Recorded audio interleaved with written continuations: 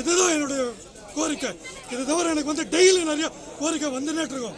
எனக்கு வந்து அவங்க சான்ஸ் கொடுத்தாங்கன்னாக்கா நான் எவ்வளோ பண்ணுவேன்றது எனக்கே தெரியாது.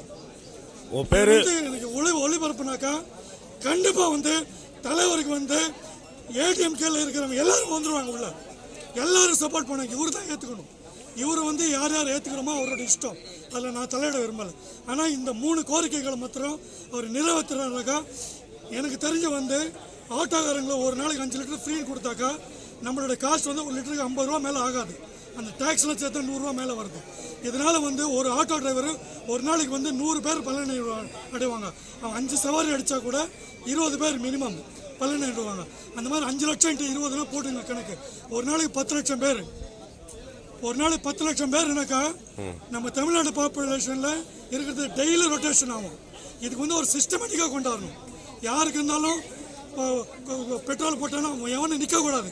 ஸ்டாண்டில் ஒரு ஆட்டோ நிற்கக்கூடாது.